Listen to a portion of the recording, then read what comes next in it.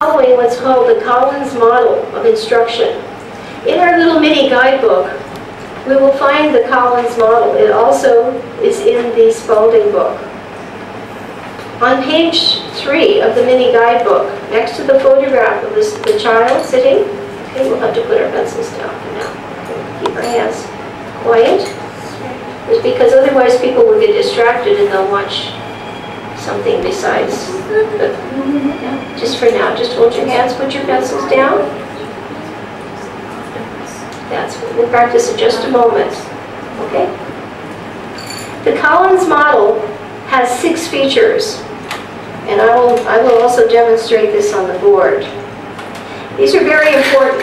If instruction is going to be complete and effective, then these 6 features have to be covered. All right, so we're going to write here, we'll put C for the Collins model, and we'll put 6 lashes on the I. Okay. And in the little booklet, you'll see they're highlighted. The first one we'll put M is called modeling. The second one, C, coaching. The third feature is S and F. 2 steps, S and F. Scaffolding and fading. The 4th step of instruction is A for articulation. That means the ability to express the idea, the concept or the instruction. The 5th one is R for reflection. Okay. The next one is E for exploration. Okay? So I want everybody to say these words, repeat with me. The first step of teaching, and this is teaching any subject to anyone. The first step of teaching is M for modeling. M for modeling. The second stage of teaching is C for coaching. Coaching, you know you have a coach in sports. He helps and show you how to do something. The third stage is called scaffolding and fading. Scaffolding and fading. Would you like to make your little mind map? There you go. You can put this down on paper so you know the Collins model. Okay. The 4th stage in instruction is A for articulation.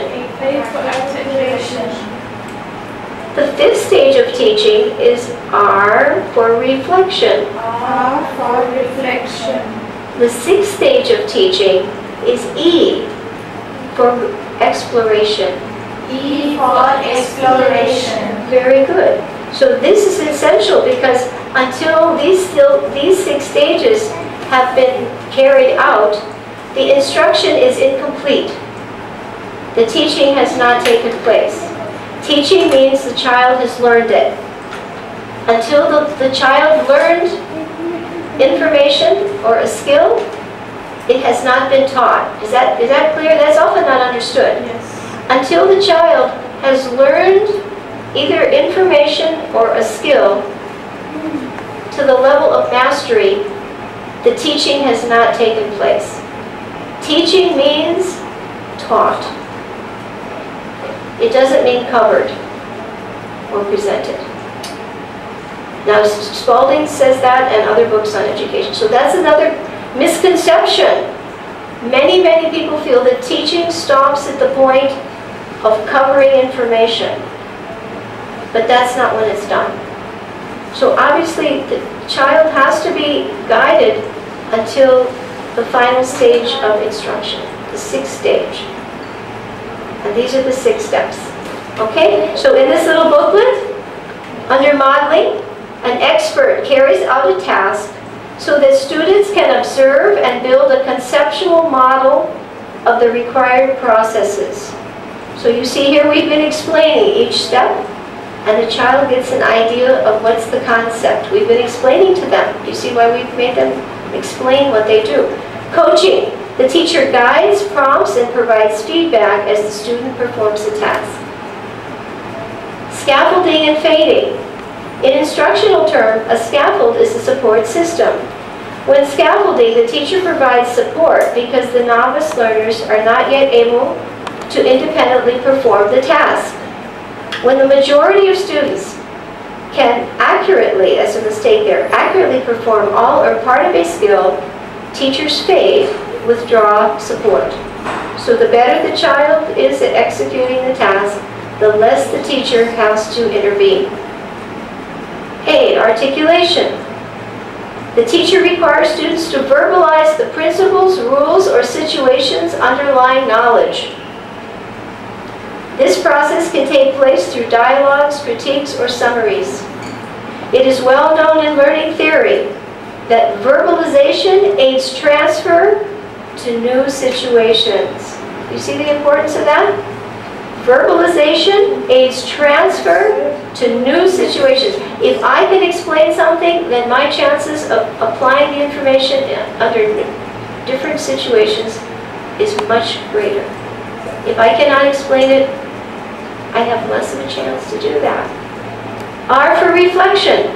During the process of reflection, teachers have students compare their performance with expert performance to determine progress toward proficiency. The child, remember that was the sixth stage of the thinking levels? Evaluate. Here's the model. Here's my level of attainment. How close am I to the level of proficiency? The child has to be able to assess. Exploration. During exploration, students are encouraged to apply skills to new situations. They take complete responsibility for their performance. The sixth stage, brilliant. Brilliant system. If you follow this, you will actually be what we call a thorough teacher. Okay? So you see here with our children, we have been going through much explanation. Now we're going through the practice coaching stage with additional practice, scaffolding and fading. We caught articulation all along, as I said, through dialogues, summaries. They have to be able to explain what they do. And if they can explain it, it means the information is in the brain to direct the hand or direct whatever they do. Does that all make sense? Very helpful. Very helpful. The next stage is reflection. I compare my results with the standard of proficiency, and I see how close I am. And the final stage is I'm an independent user. I'm taking full responsibility for the skill, and I apply it to the circumstances. That's the child that's prepared. He's not dependent on the teacher anymore for that particular information or skill. All right? So far, so good. Okay, Hare Krishna. Line. Descending long line. Descending long line. Slanted line. Slant. Circle. We start just below the midpoint We start just below the midpoint. at 2 o'clock.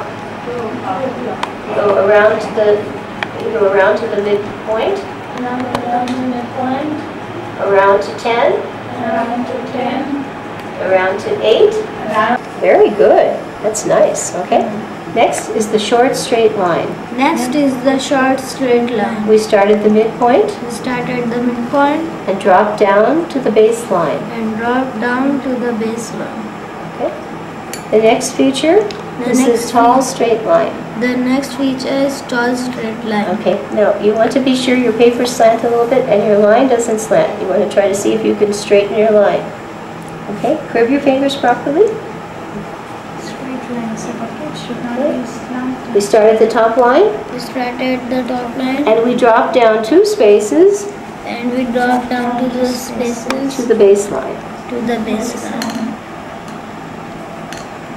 The next feature The next feature is the descending long line. is the descending long line. We drop down from the midpoint We drop down from the midpoint to 1 space below the baseline. to 1 space below the baseline. The next feature is the slanted line. The next feature is the slanted line. We draw a slanted line from the midpoint Draw a slanting line from the midpoint to the baseline. to the baseline. That one's a little, their slant's a little large there, right? You want to fix that? Oh, careful, hold your paper so it doesn't crumple up on you. Right. You don't want it to be too extended, you'll have to calculate. Okay. From the midpoint From the midpoint down to the baseline. down to the That's better, not quite so long, a little bit long, but with practice that will improve. The last feature, always keep your hand on the feature, notebook, last feature. is the horizontal line. The Now it's too high, it's just above the midpoint. Just above the You midpoint. draw a short horizontal line. You draw a short horizontal line. All right, very good. Okay, that's his first. Start at 2 o'clock, You do going up to the midline, over to 10, around to 8, touching the baseline, Now, around to 4, and back to 2. Then the short straight line, starting at the midpoint and drawing down to the baseline. The next item is the tall straight line. So I start a little below the top line and draw all the way down to the baseline. And the next item descending is down. a descending long line. So we start at the midline, which is here, and draw down one space below the baseline. Then we have the horizontal line, The slanted line. So we start at the midpoint, drawing down on a horizontal angle to the baseline. And then there is I don't think you'd say horizontal, you'd say the slanted line. Of course, horizontal would. oh, I still did the horizontal. Okay, This is slanted this is a slanted line. Slanted line, right. Then the horizontal line is a little above the midline.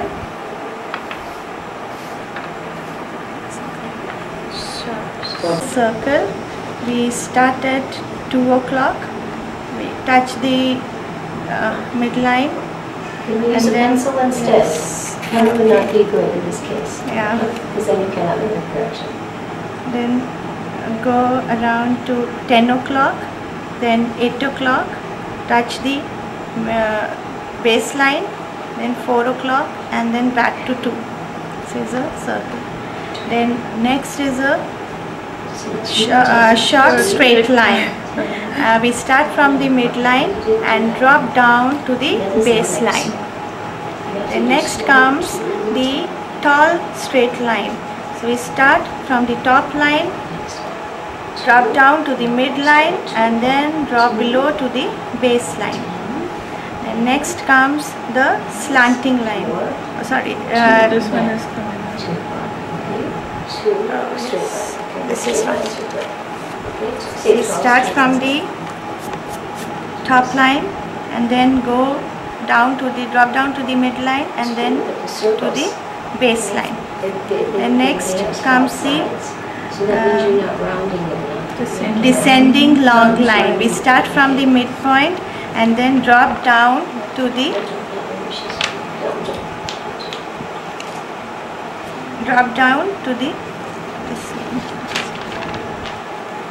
below the baseline. We drop down below the baseline. Then the next is the slanting line. We start from the midpoint and come down to the baseline at an angle. Then the last is the horizontal line. It's just little above the midpoint, a short horizontal line. Small horizontal. In handwriting practice, after the child has done some practice letters or form features, I would go back and examine them just so the child didn't become mechanical and indifferent to the results. All right, so now we're going to start across, look at all of the circles. I will put an X over the one that is perfect, or at least best. So let's look and examine these. Do you see any that are perfect? Are any of your circles perfect? No. No, some are more elliptical, and some go below the line, so this is a little pointed, right? And here's one that has a little tail. So we can't put an X over any circles. Let's look at the short straight lines. Absolutely perfect. Let's say this one. Good, huh? We got one there. Now let's look at the tall straight line. See one that's absolutely, here's one. That row was good. You had two in that one. Perfect. Descending long line. We mark this one, and not quite. This got a little bend in it. That one's perfect. You see? Absolutely straight. All right, let's look at the slanted line. Let's see if this one is very good. Horizontal line. Do those look, and you see any of those that are perfect? This one is close, and they're all a little high. You need to come a little lower and make sure it's absolutely parallel with that line. So on this page, you had 1, 2, 3, 4 perfect lines. Very good. So we'll see when you do some more practice if you can get them all. Do you do timing? So that's how we would Would you do timing with other drills, but in handwriting it's a skill. So that means they have to, as we said, reflect, check the model against the sample, and how close am I? Discrimination. Otherwise, I mechanically just do the exercise, and maybe I get it and maybe I don't, and it doesn't matter to the teacher. It does matter. In this session, we're going to be examining doing an overview examination of the contents to the Spalding program. This book encompasses the entire program. One book entitled The Writing Road to Reading by Romanda Bishop Spalding contains the complete language arts program, which includes a spelling lesson and includes the writing lesson, which means creative writing, and it includes the reading lesson, the procedures, as well as a section on instructional materials. So in one book, we have a complete language arts program for grades 1 through 8. So I had been asked to do a seminar at the Pathway School in Burga. And in preparation for that, with the help of my computer teacher, we put together some additional instructional materials, and we wanted to, of course, inject Krishna consciousness a little bit whenever we could. And one of the materials that we developed for the seminar was a mini guidebook that contained the essential elements of the Spalding book. Often the book, because it's thick, and it's mostly black and white, it's all black and white, and there are very few color pictures. There are no color pictures, there are very few pictures even. To an inspiring teacher, and especially when they start to see codes and numbers, the book seems intimidating. And at a glance, the usual impression is, I can't do this. So one strategy in teaching is to task analyze as a teacher.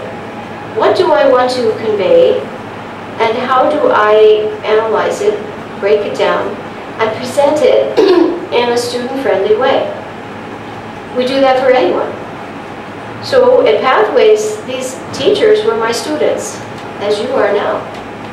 And my goal was, how do I take a book that at a glance appears too complex, too perhaps uninteresting, black and white, no pictures, and how do I present it in such a way that makes it more learner-friendly?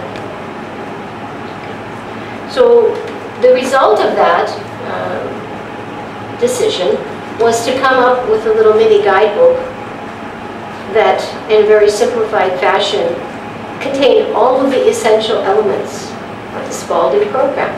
So that at a glance, as I'm doing a seminar or teaching a course, the students can follow along, and without the book, right, they get a good idea of what the book entails, right? And basically then they can see, well, it's actually not as intimidating as I thought. That's the idea. The goal of teaching should be to show students this is easy to learn. Okay? The last thing you want to do is tell a student this is difficult to learn. Because immediately the psychology will be, the child will become fearful. Or even the adults. We see adults look at this and say, I can't do that. And usually the response, if you say, the Spalding method, often even among educators, they will say, it's too complex for our circumstances. So then the thing is, one has to show people how we make it simple. No matter what it is we teach, our goal should be, how do we make it as simple as possible without compromising the content? And how do we make it as learner-friendly and fun?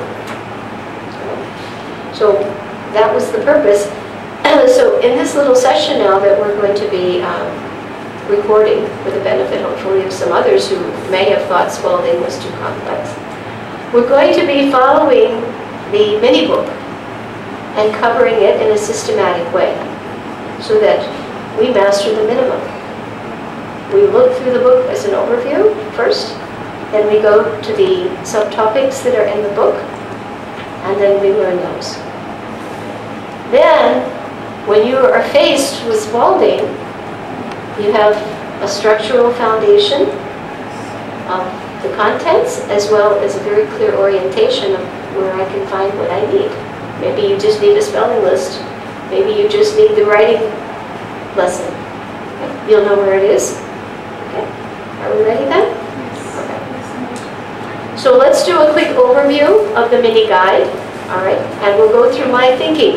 Another important technique in education and teaching methodology is to model your thinking.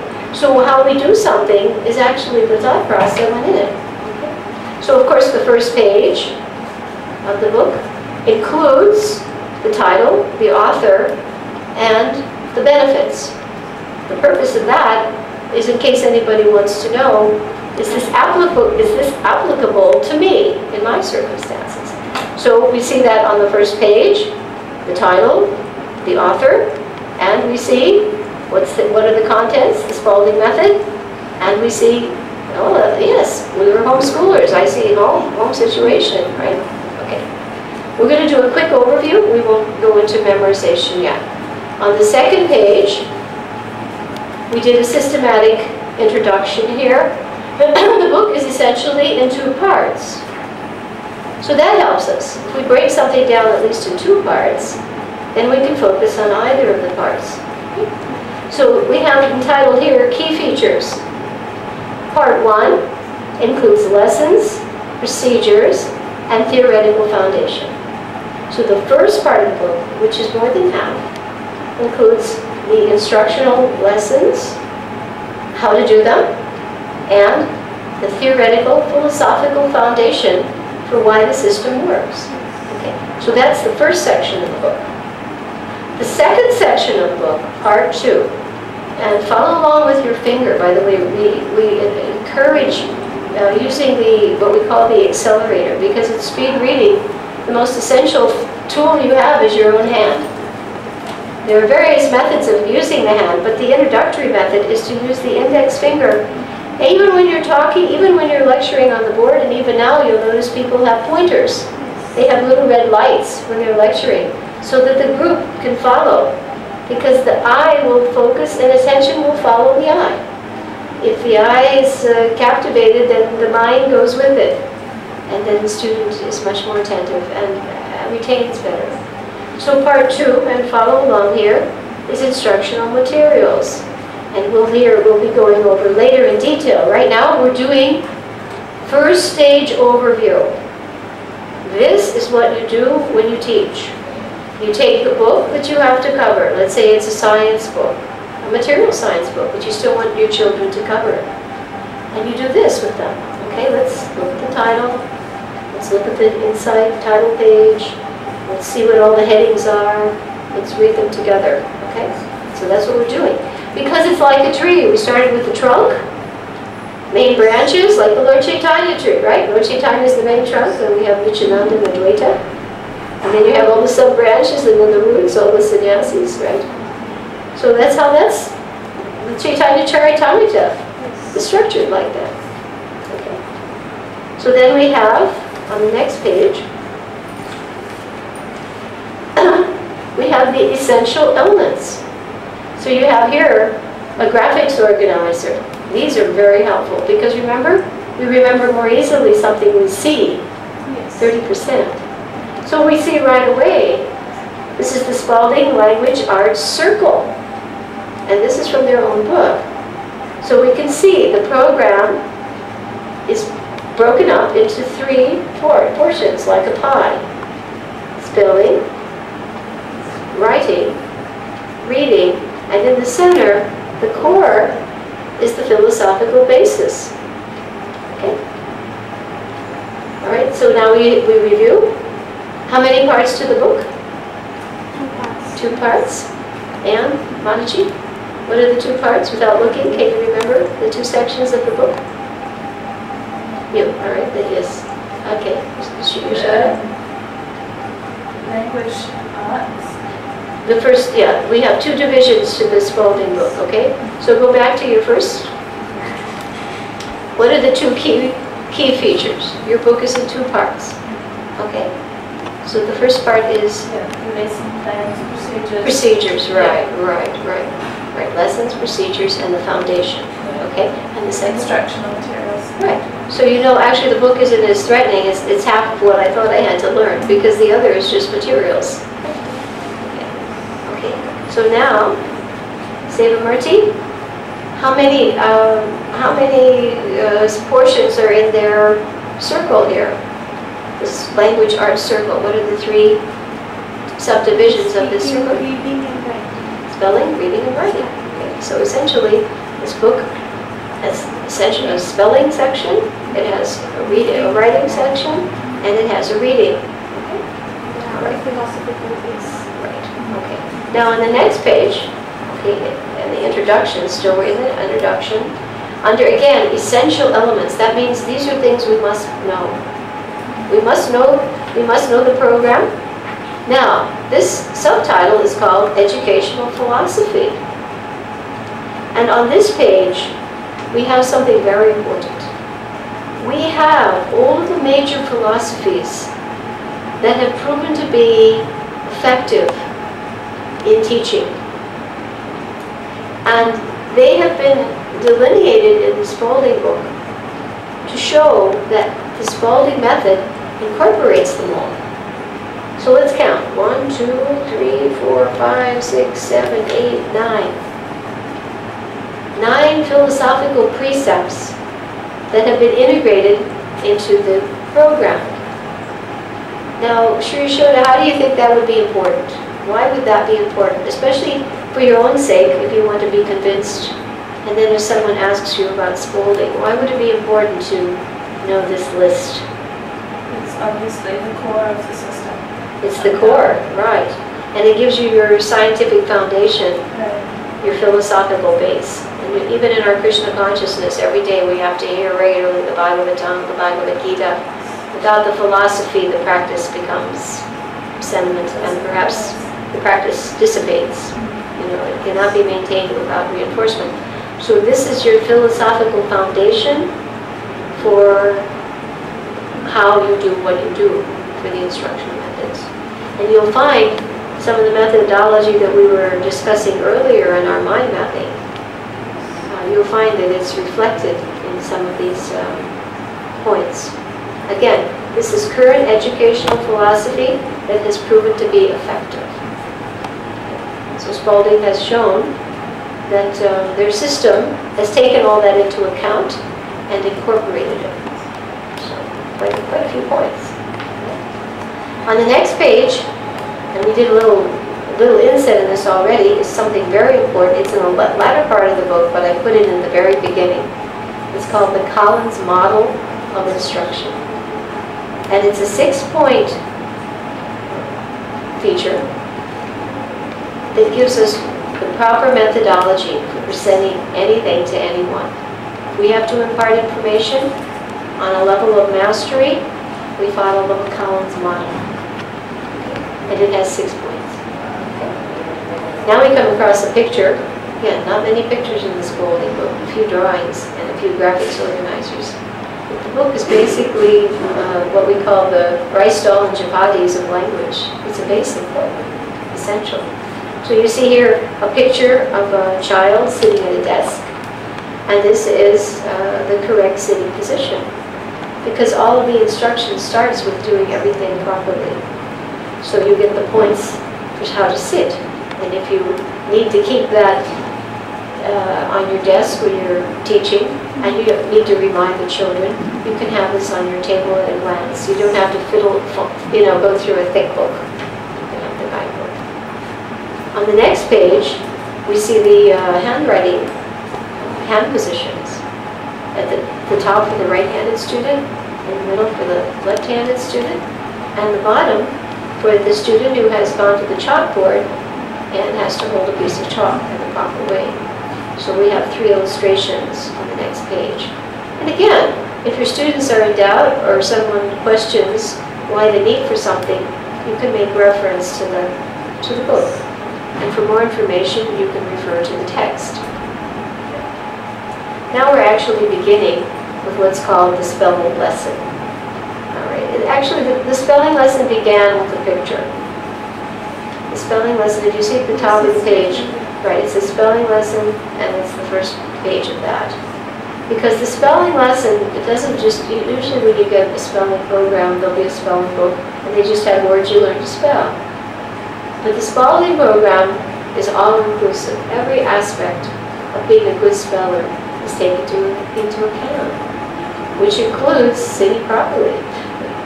It's a little bit, again, like our Krishna consciousness. If you have a deity worship book, there will be a portion in it that tells you what you do when you wake up in the morning, how you bathe, how you brush your teeth, how you do everything, how you wash the floor. Now that has nothing to do with what you do once you get on the altar. Does it? But it does. You see, in the end, you might think, why do I have to know this? But actually, to be able to do deity worship properly, it begins from the time you wake up in the morning. Right? Yes. Pujari has to wake up in the morning at a specific time, get up, pay his obeisances, wash the floor, brush his teeth. He has to do things in a specific order. Do Ashman before he does his Gayatri. Everything is prescribed. It had nothing to do with what he had to do once he opened the door, went on the altar, and was before the Lord. So spelling program is all-inclusive. This is what we do before we start spelling. You see, there's a lot of preparation here before we even face the spelling program. So the first step to the spelling lesson is sitting properly, holding the page properly, holding the pencil properly, as you see on the next page. Nothing is left to speculation. Everything is prescribed and scientifically justified, upheld. The next important feature of the spelling program is the beginning of the beginning lessons in handwriting. Right? If the handwriting is precise, then the child's image of a word will be precise. If the handwriting is poor, the child will have a poor concept of the word. Now an adult, obviously after many years, will, even if it's poor handwriting, be able to figure out the word. But to a beginning learner, to see something that's not well written, including his own work, he's going to struggle. And he'll spend a lot of time struggling. So a tremendous amount of emphasis is placed on precise handwriting. So from the very beginning, so that the habits are properly established, the child is taught a very simple method of how to write the 26 letters of the alphabet in both lower and uppercase perfectly. And it's simple. First they learn the reference points on the clock, and then they learn the 6 basic features which you have here. And then finally, all of the letters that combine portions of a circle as well as straight lines. They call them clock-faced letters. Right? You see them there with the numbers, so you can immediately see the application and the result. So easy to read. And as a teacher, it means that any writing on the board should model this. Otherwise the child will say, well, it's in the book, but then we don't have to practice it. So you should model that on the board. That means you must master this. Before you, and even if you have the child doing it, you reinforce it if he sees it. If you write something on the board and it doesn't follow the model, then the child will think the model is just for a particular exercise, and then I don't have to follow it. So whatever you do will influence the child. You're setting the example. On the next page, you see the entire alphabet in lowercase and uppercase. So you have that at a glance. And you could look at this. And, it occurred to me that these could be photocopied and enlarged. And we can make a larger book. I never thought of that before. We can make a larger book of oversized pages. So you have practically a chart. I should put that down. Because before for Spalding, I went to all the trouble to do each of these pages by hand with magic markers and color. But now I realize I should just take the computer, because I have all this on the computer, and get this enlarged so we have, oversized pages. And then you can have a very large thing that you can put up on the board. And then you can have a chart for each of these sections. Flip chart. A flip chart. I think that would work, huh? Yes. We should do that All next. these things can be made into Yes. Yes. Right, we'll do that. Make posters. There's one book I have called Passport to the 21st Century. One page is a poster in the book, and another page is the text. The whole book is one poster, text, and a CD that goes with it, so that you can make posters and put them up for you can speed read the book that way. So this is like that. So here's our Spalding right in the middle of the book. Just like the Bhagavad Gita is in the middle of the Mahabharata. The Spalding phonograms are all here, all 70 of them, in the very center of your book. Okay? So we have that. On the next page is the list of procedures for using the phonograms and the rules in teaching spelling. Now this gets to be a little complex, but once it's learned, you will all be surprised how actually amazingly the children learn it. This requires a little bit of endeavor on the teacher's part and a little bit of time at the very beginning. It's like typing, right? At the beginning, typing takes a little time, but if you learn to type, if you learn to touch type, then after a short time, you can work quickly. But if you never bother to learn to type, then you will be hunt and peck, and everything will be laborious.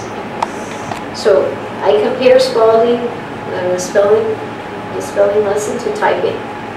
It seems like a little bit of practice at the beginning, but in the end, the speed is the reward. The speed and the understanding. So it's required to memorize all of this off by heart. Right. In other words, we want to know essentially what's in this book. Because first of all, you need to know that for your own teaching, right? You need to know. And then, at a glance, we want to make enough copies of these for you people to distribute. I'm going to order 30 today, more, maybe 50. And then they can be distributed. You can pass them out to the management. You can give them to the teachers. You can take them back, hand them out not only to the parents involved. They already have, I think, 10 or a little bit more. And then other people who are curious in the community, you can give them all one as a little gift. And that way they can, at a glance, they can see what the program involves. And if they have further questions, then one can go further into the textbook. You see the value of the overview.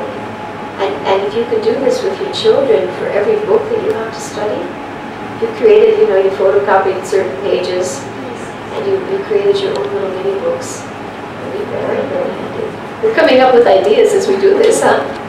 Yeah. That's how teaching is, and it's super slow. suddenly, oh, yes, let's try this and let's think of that. And because before we never went to that extent, but you could say, like Narayani's book, Bhagavatam at a glance.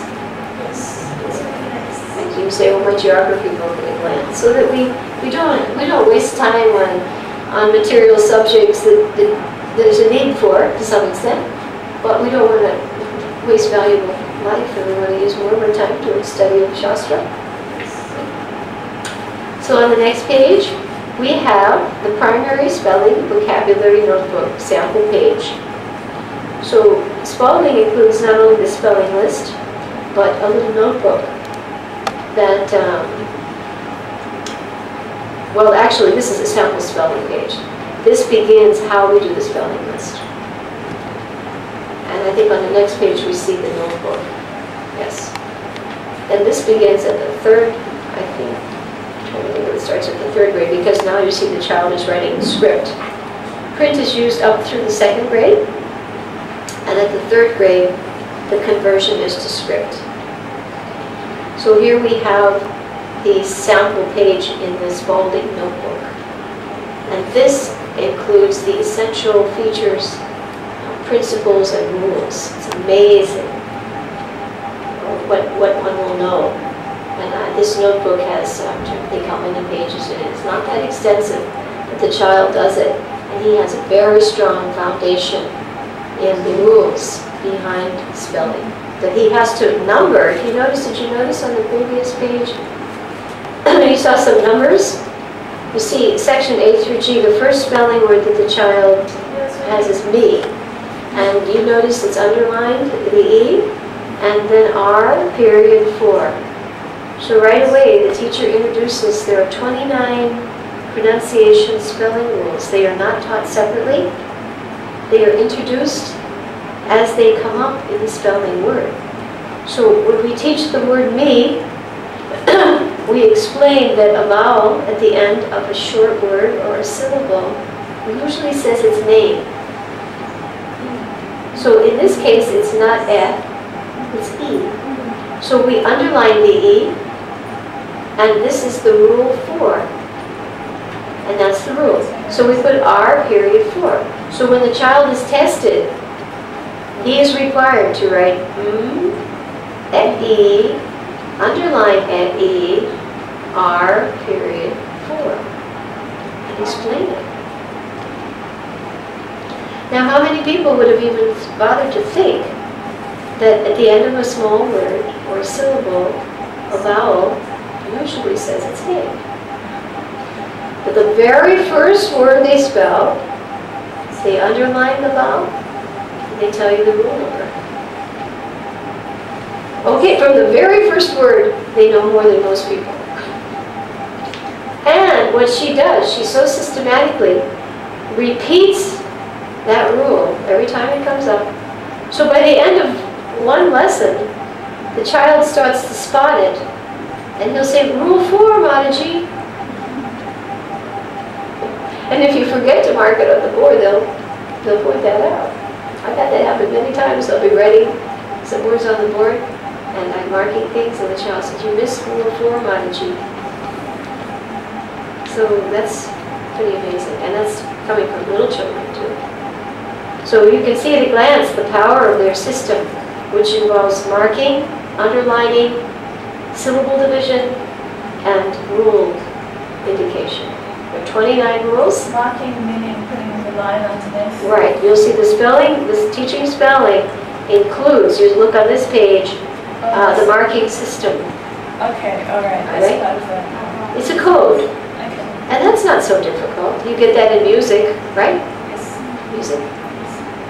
It's a code. You have to learn this note says this sound. That can be not that difficult. So once you learn the code, and you use it repeatedly, systematically, without fail, and on tests, the child has to reproduce the code as well as the marking, and show the syllables.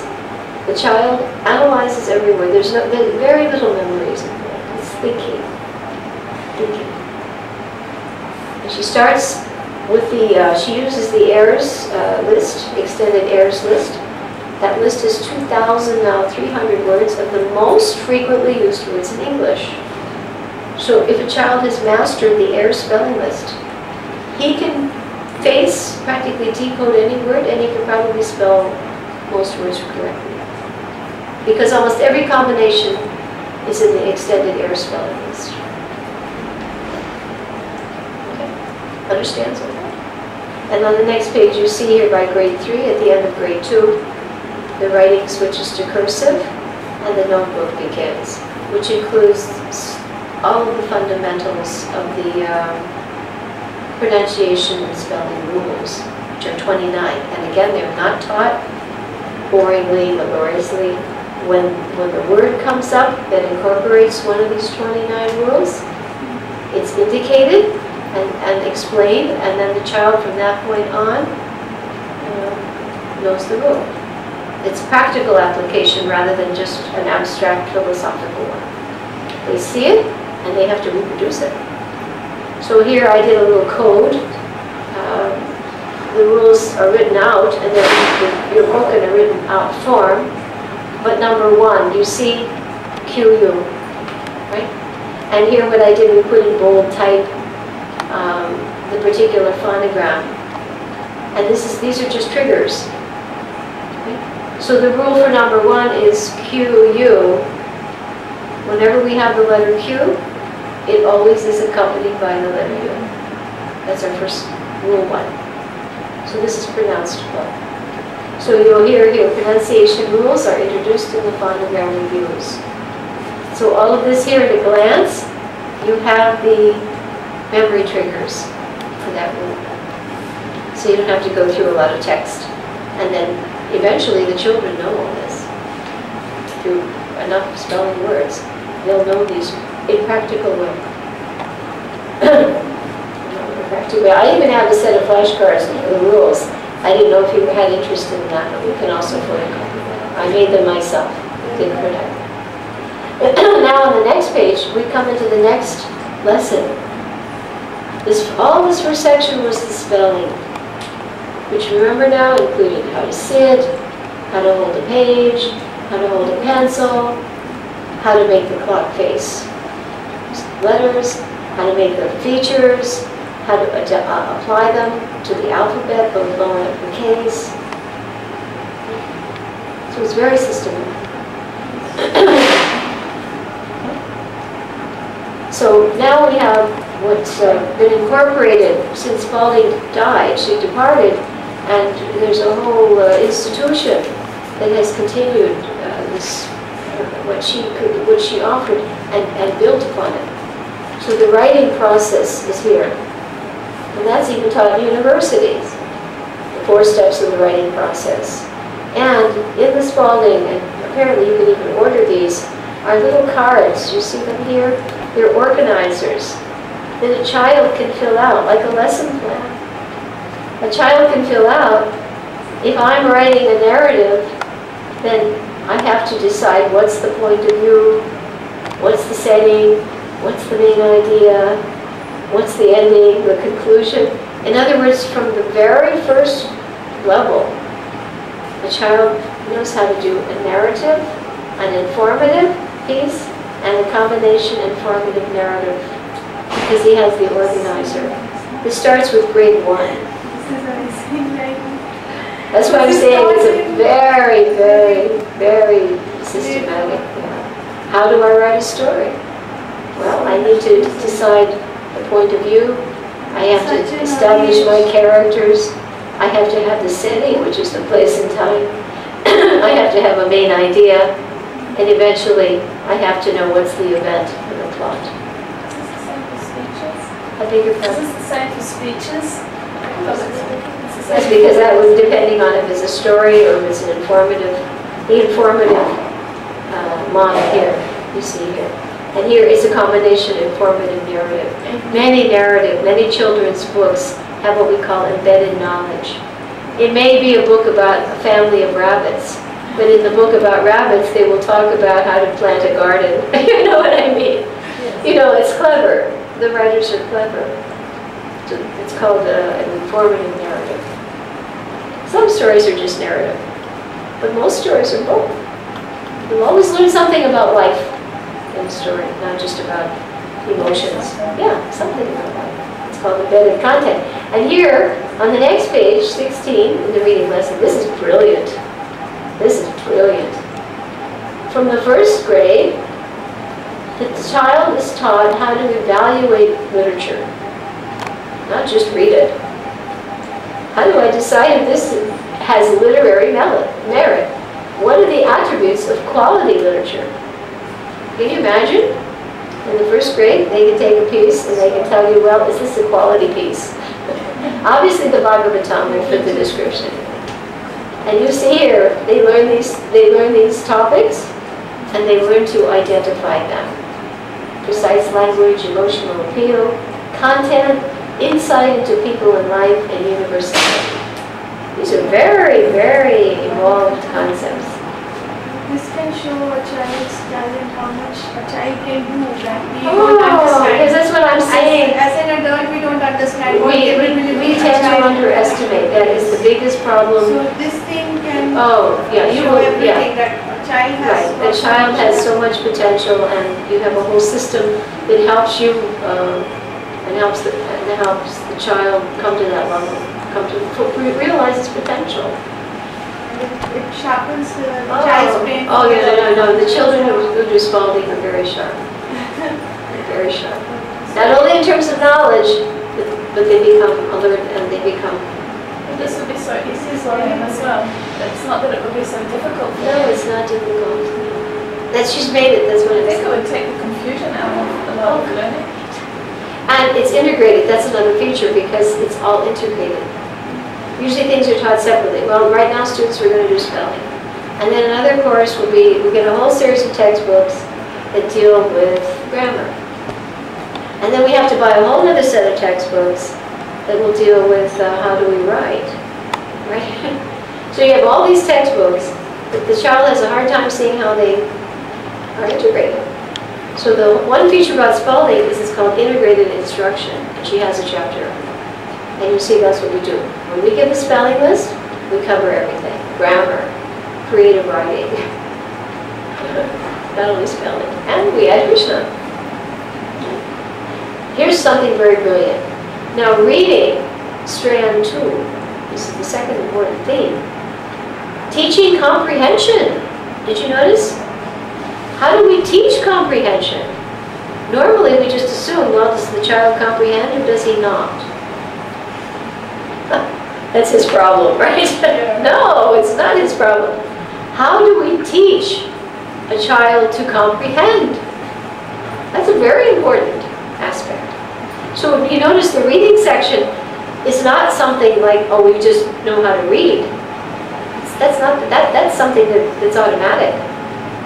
The reading section, strand 1, was how do I evaluate a book, assess it. And second, right? How do I comprehend it? How do I comprehend it? And so here are your 5 mental actions that are taught. So this is very brilliant. So right away from the first grade, a child has to know how to monitor his comprehension. He himself, I monitor what I do. Second, he has to know how to make connections. How does this information connect with something I already know? He has to make predictions, predicted outcome. This is good for understanding the law of karma, right? If I do this, this is the result.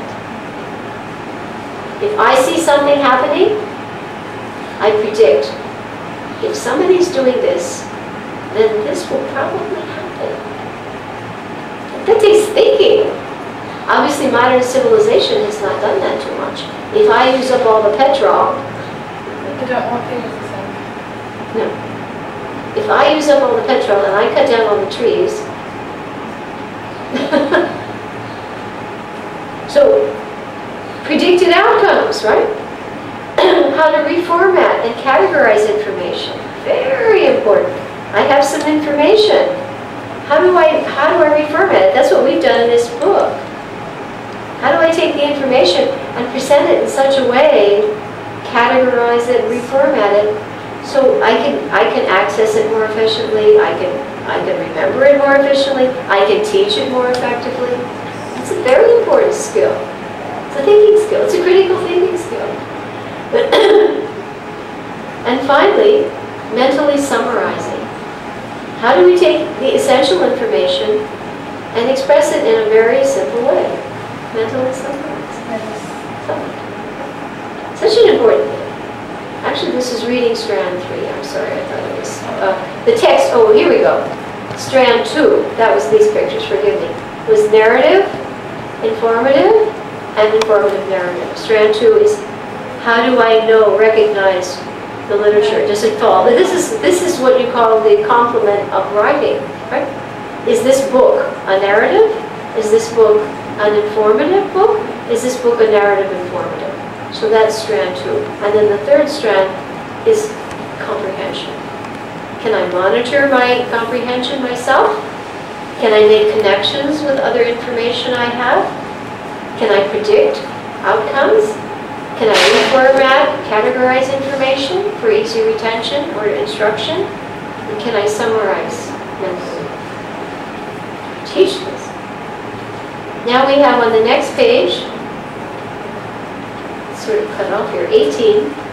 This is a sample page, maybe not so applicable to us as devotees because we try to get into our Krishna conscious literature as soon as possible. But anyway, this is a list of books, and it's called, sometimes they're listed to be decodable beginning readers, books that help children progress. You know, maybe they admit, it says, the suggested grade level of decodable books are based upon phonograms taught, children's interest, and the level of language used. They are not an attempt to control what is read at each grade level. In other words, these books are suggested, so there's a progressive, what shall I say, reading program for decoding, for interest, as well as she says, level of language. So we do that. I know I do that with my children. We don't obviously start with the most difficult thing. We work up systematically. So that is the criteria by which these books were selected. This is a sample page, and you'll have a suggested reading list. Something very valuable on page 19. This is a sample, scope, and sequence page. It's brilliant. At the very end of the Spalding book is the syllabus for 8 years. 8 years in spelling, reading, and writing. And on this sample page, I took the very first page of the syllabus. Now, syllabus means scope and sequence. That means how much scope means how much I teach, and sequence means the order. And often in programs included is pace. And that's there too, really, in a way. How fast? How much time do I have to cover this material and teach it to the level of mastery? And that is shown in the code. So what you have here is the most amazing systematic breakdown at a glance of what you have to teach, when you introduce it, by what level you master it, and how long I have to reinforce it and review it. And this is still current with the Spalding system today across the world? Yeah, this edition is not that old. I mean, maybe this is the one I had at the Gurukula. I don't have a more recent one. Maybe there are more recent editions. This was the 5th edition. This would be really useful for homeschooling, so you have a basic idea. Right. In other words, a person has in this book an integrated language arts program through grade 8 in one book. Not bad. And if you want to supplement, you may. Usually what I did in the Gurukula was with the teachers I was training. Even though the school had other books that were required, we did not dispose of them or ignore them. But I said, our foundation, whether the government wanted it or not, was Spalding. And we will do the books as well. And we will integrate both. So both objectives are met. No one can say, all right, you did this instead of this and you didn't follow our program. And usually this gave them such a solid foundation that the other books seemed pretty elementary, to say the least. They had no difficulty. I think Mother Aruda has said that with her sons, that because they read Bhagavatam, then when they were faced with some material book at some grade level, they found it so simple that they just could cover it in no time at all and get it out of the way and meet the requirements and go on with better things. Right. So that's the benefit. Yes. Can I ask a question? Yes. Just one question with this suggested grade level designations of decodable books. So with the Krishna homeschool, the idea is that from the beginning children can, pretty early on, they should just be allowed to work on the Bhagavatam. Right. That's what I did. So that's okay, like with sport, Right. you don't need to necessarily use this suggested list. No, I just included this in Okay. page, so it's there. Yeah, right. And it's, especially for the It's part of the seminar, system. it's there. Yeah. It says here, this is not an attempt to control what is read, Oh, I didn't see that. right? Yes. And I chose things that were, first we had some simple books for grammar, the Fix Your Dictionary, which we're trying to get a sample of for you. Then we went into Aesop, because Aesop came from Panchatantra, and it was interesting stories that are moral codes. And then immediately we went to the Bhagavatam. 3 steps. You told that how you were reading in Gurukulam, the devotional books. Yes, from the very beginning. Book and We started with the Beginner's Guide to Krishna Consciousness. Krishna consciousness. Then we went to the Started cookbook. with that. Because it was interesting. And Children are then reading we that. went into, it was the year of the centennial, so we went over the Lilamrita, the Prabhupada, the little black one. And then after that, we did the Navadvipari Crown book, because they were going to Mayapur. We read Nectar of Devotion together, and everybody had his own copy. We didn't, In Monday class also we are studying everything, English language we are studying through spiritual books. there's no reason that there has to be, you have to divorce the 2 topics, reading practice with spiritual life. Spiritual life, there's no reason. You integrate. And definitely the child is getting purified by reading Shastra. And Krishna helps him. Usually I found the children that I was teaching, they excelled because I felt Krishna was not helping only me, he was helping the child. Krishna steps in and he facilitates. You have to have that faith. He does. I've seen it too many times. Too many of my students were performing at levels so far beyond, with a very minimal amount of time spent together, outperforming, children at their grade level. So I don't think we have to feel we're losers. And it is our philosophy. Always remember Krishna. All this is the methodology that gives them the skills necessary for the pursuance of their spiritual life. This is what we call a sub-skill. It's not the end. It's the means to the goal, right? It's a support. So we find the best methodology so that we can execute our spiritual life effectively, efficiently. Time is short. How long do we have? Just as you told, Prabhupada said that if a child writes from Krishna book 1 hour every day, by the end of 1 year, he'll be perfect in both language and the philosophy. Prabhupada said that. He told that to Chandrika.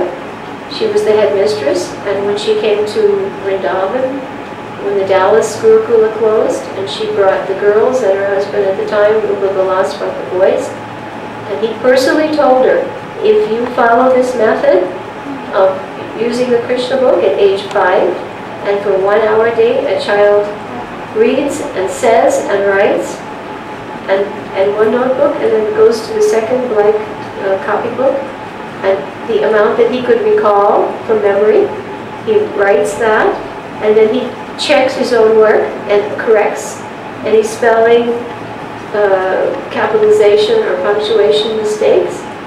And if he does that for 1 hour a day, and he never prescribed how much, whatever the child's capacity was, 1 hour. He said in 1 year he will master the language and he'll master the philosophy. And we started that with these other Indian-speaking ladies. I've also started with some Right, she's Indian joined the group. practice. Right, we're doing the same thing. It's Prabhupada's formula, and I have evidence that in a book called Writer's Competency from America, that's one method that famous writers have used. When they want to become expert, they take a famous writer, they word for word copy, close the book, do it, keep doing that. Eventually, they're thinking at the same level. Artists do it. They go to museums and copy paintings. Why do they do that? You learn from the masters. So a writer learns from the masters, and then he's up to that level. So that's all. Prabhupada knew it. So the child, he's writing from a master, and he's a realized devotee. You know, a Shakta Vishavatar. Can't go beyond that. What could be better? So, obviously he's going to be equipped and purified as well. He'll be knowledgeable on all levels. So Prabhupada understood that. And Prabhupada also said one time, he said, anything you do for 1 hour a day, you'll become an expert at it. If you want to cook, you cook for 1 hour a day, you'll become expert in no time. At least a year, he said. Anything, if you want to play Mridanga, if you practice for 1 hour a day. So, if you want to become expert, at least 1 hour a day. And he applied that to other areas of learning, Mridanga, cooking, any skill. You do something for 1 hour a day, you become expert. It makes sense. Yeah. It's practice. Okay. And so the last, so this syllabus is very good. And it has an important code here, IP, P, M, R, and C. I'll put this on the wheel. This is very important. Because it helps us define actually what is teaching. You'll see the code here, because the code is what's in your syllabus. On the left side, you see the objective. On the right side, you see the time at which the material is introduced, it should be mastered, and how long it should be reviewed. Okay, so the first code is IP, capital I/P. Introduce and practice. Now most teachers and educators equate introduce and practice with teaching. This is what most people think is teaching. Introducing material and practice. But actually, the really professional educators will not say that. This is a very important understanding. If I introduce and I practice something, I cannot at that point say I've taught it. I've introduced it and I've supervised the practice. It's very important. Because if somebody has introduced material and maybe even taken it to an even higher level, helped supervise the practice, the teaching, it hasn't been taught. It has been, what? Introduced and practiced. So the code for teaching is M. Well, actually, you'll have here, there's another one that's just P, more practice, and then M. It's just she puts P as another one. That doesn't show up so much. Mostly it's IP. But you will see P in some sections, okay? So P is just practice. In other words, they've passed the introductory stage. M is for mastery. The child knows it indelibly. At this point, it has been taught. So teaching means, what does it mean? The child has mastered the information or the skill. So often, teaching stops prematurely, unintentionally, but prematurely. If the child has not mastered the skill or the knowledge, then the teaching is incomplete. And the book I have on becoming a master teacher says the same thing. It hasn't been taught till it's been mastered. And that book says how to become a master teacher. That means you make a commitment that every child will come to the level of mastery. That is he is a spiritualist, your spiritual responsibility. It's a God conscious book. It's your responsibility to God. So he's the same level of accountability. IP, introduction, practice, then just more practice, mastery. At this point, you can say, now I've taught it. And that goes with you. I'm now introducing something, right? And we'll be practicing it. I am not telling you I've taught you. When you have mastered this, I have taught you. That's why we work. That is why we go back and we memorize together and we drill. Next is R.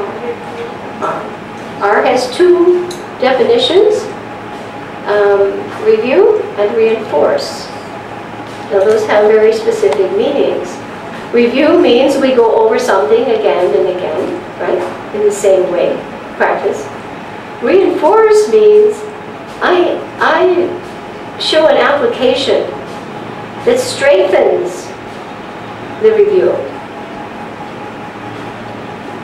I show an application that strengthens review. It reinforces something. It helps me see it in a practical context. In other words, if we see a spelling word, right, and we've seen it numbered, and then in another book, I ask the children that they're reading to please write out the important vocabulary words in that book. But please, children, break the word up into syllables, and please mark the words. Don't just copy them. That's not review, right? They've never done that before. But it reinforces what they've learned. So being able to break something Right, down. right. So let's just say we take the Aesop's book as a beginning book, and there are some vocabulary words that the children are new to the children. And then part of their homework is to write the new words. But we don't just write the word. We break it into, we do it as it were for a spelling word. Break it into syllables, use the marking system, any numbers or lines. And that way the child's ability is reinforced. And he sees, he applies what he knows now to more than just a spelling lesson, but to his reading. He starts to realize as I read, I think in terms of phonograms. I learn to spell in terms of phonograms when they come across new words that are not in my spelling list. I think in terms of syllables, I think in terms of codes, I think in terms of phonograms. So that gives a new dimension to the practice. It's more than just review. Review is we go over what we already learned. So it's retained, strengthened. And then the last one is C, challenge. Often there are some children who excel in the group. And we don't want to hold them back. And sometimes we have to spend more time with a child that's not up to the average level of ability. So we have to take into account not only the middle section of performance, but we have to take into account how do I deal with the exceptional child on both sides. Exceptional children mean those that excel and also those that have some learning difficulties. That's what they use. They don't like to use the word slow learners. They don't like to use the word retarded. Those are very demeaning designations. So the children that are also having learning difficulties of some sort are called exceptional children. They don't fit the norm. So I have to deal with the exceptional children on the, what shall I say, more capable end of the spectrum, as well as those who have some kind of incapability. But it's my responsibility to figure out how to address that. I don't just ignore it and blame the child. He's come to me for help. I have to figure out how to help him. And at the same time, challenge is for the child who's exceptional. I have to give him material Because he's going to complete the work before somebody else. And then he will be bored, perhaps idle, and then mischievous. That often happens. Often your most ill-behaved children are very intelligent. And if they're not properly engaged, the mind, just like in devotional service, if the mind's not properly engaged, it becomes your worst enemy. And then you go to material activities. So that's true in a classroom too. Most good teachers know that. If I don't have all my children appropriately engaged, meaningfully engaged at their level, that I will have discipline problems. And then my whole thing falls apart. So my effectiveness in class management is teaching children at a level that meets their needs. So challenge is for those exceptional children on the high end of the scale that need some extra work to engage their minds while the others complete what is the general pace. Question?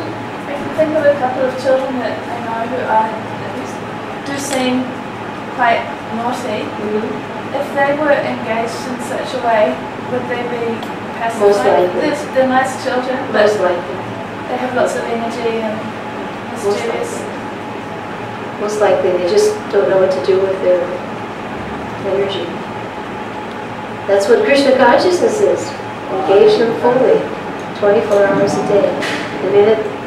And that was true, I remember when I was a teacher training in the universities, they used to insist that the children were engaged fully and meaningfully the whole time they were under your care. That was the first point on the assessment list. Otherwise, guaranteed you have a discipline problem. So discipline problems often originate with perhaps a lack of sufficient and meaningful engagement. So now at the very end of our little overview book, we have a picture of the creator, a little bit of history. You can see she passed on in 94, and she lived a long time, almost 100 years. She was blessed not only with concern for people, philanthropic, altruistic personality. She lived a long life. She had the blessings of longevity. And here's a little bit about her background. So you have a little bit of a short biographical sketch here that you can, again, share with people. See, she actually really contributed immensely to literacy. That was her goal, literacy for all.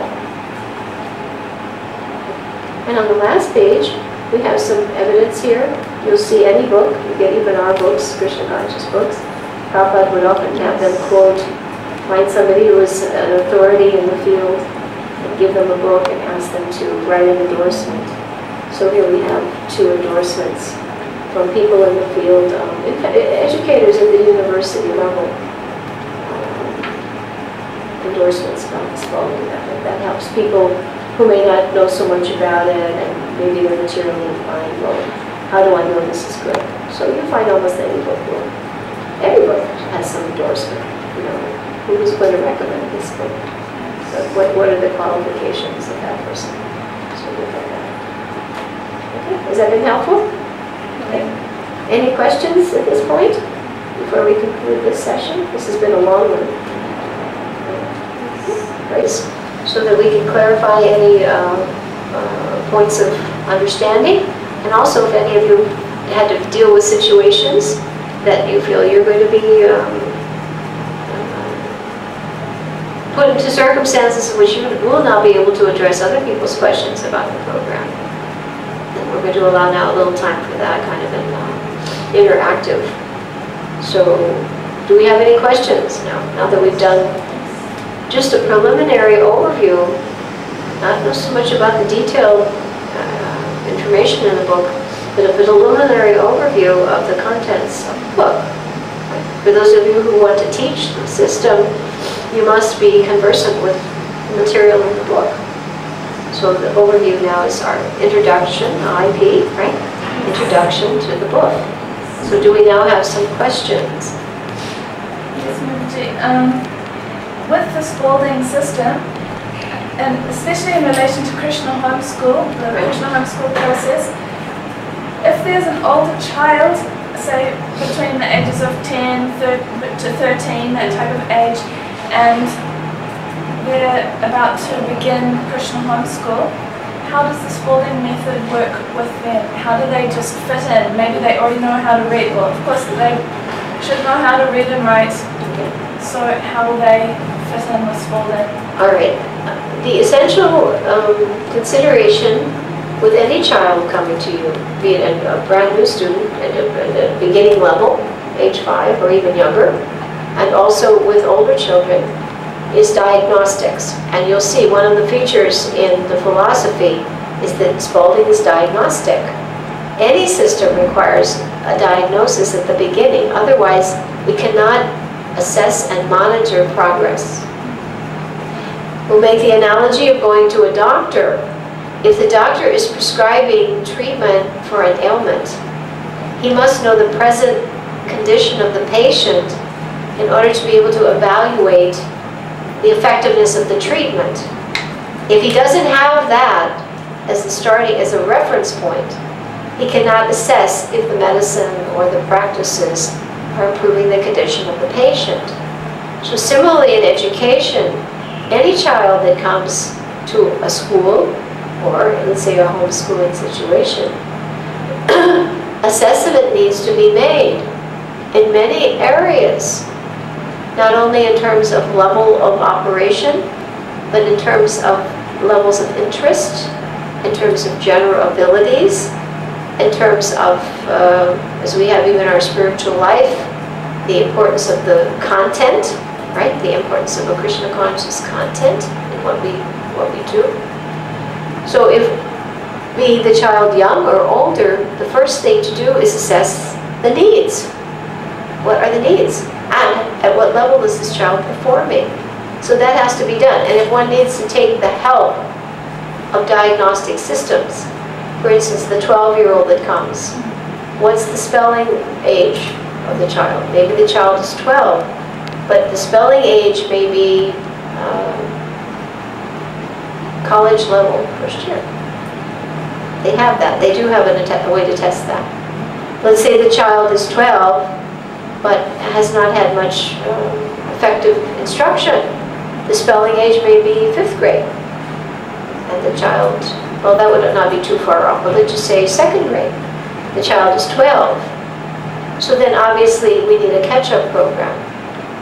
We need to perhaps cover the essentials, but more rapidly. We can't spend the same amount of time as the child that started at 5. This takes intelligence to figure out what are the needs of the child, what are the circumstances.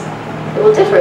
One 12-year-old may be functioning at a college level, another 12-year-old may be functioning at a 2nd grade level. So testing is required. If you need to take help, Spalding recommends certain reading programs that have systems, McCall's crabs. They test the reading level. You need to do that. Otherwise, how are you diagnostic? Or maybe if you're content, you can see from the way a child reads, if he's reading without mistakes, if he's comprehending, if he's able to follow the critical thinking skills, right? You can see how evolved is this child in that skill, how developed. And even if the child is, let's just say the child's a good speller at 12, the child reads well at 12, you might say, well, if you understand at least the phonograms, it should help you have a better, broader understanding. Maybe you don't really need them, but there's no harm in having a deeper understanding. Okay, because this program goes up to 8th grade, really. But the performance level goes beyond 8th grade. The final spelling list, section Z, is first year college. So an 8th grader, that it follows the Spalding system, if he completes the spelling list, is operating at a first year college level. So it could be recommended that even if a child is already proficient in reading and writing, still it would add to it. It would enhance. Benefit, Let's put it this way, the 2 E's, enhancement and enrichment. Yeah, right. EE. It will enhance what they do, it will enrich what they do. Anyway, if they're sharp, They already have the basics. it won't take so long. It's right, okay, do we want a plain cookie? Or do we want to add some raisins and some walnuts? Enhancement? and enrichment. And those are two features you'll often find in, I've seen that in that one program that was from America, it was the math book. At the end of every section, it was a geometry book. At the bottom of the section, they called enhancement, enrichment.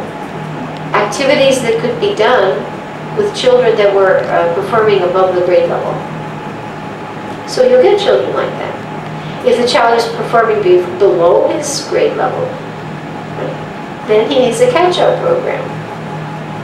You have to cover the same thing and bring him up to his level, at least. So this all requires diagnosis. You cannot go to a hospital and before you see the doctor, not be asked to be weighed, your height measured. They'll ask you questions. Have you had any problems? Are you on any medication? Have you ever gone to a hospital that didn't do that? Hopefully. Right? Maybe there are some hospitals like that, right? But hopefully you haven't had to. And if you found that was the case, you wouldn't be so secure in your submitting to that kind of treatment. I know one lady went to one hospital, and she's so elderly, and the doctor looked at her and said, "Oh, you have osteoporosis, I can cure it." And I said, "Well, do they have the nuclear scan machine in that hospital?" She said, "No." I said, "Well, then how can he measure the level of your problem, or if you even have it?" So will you go to that doctor?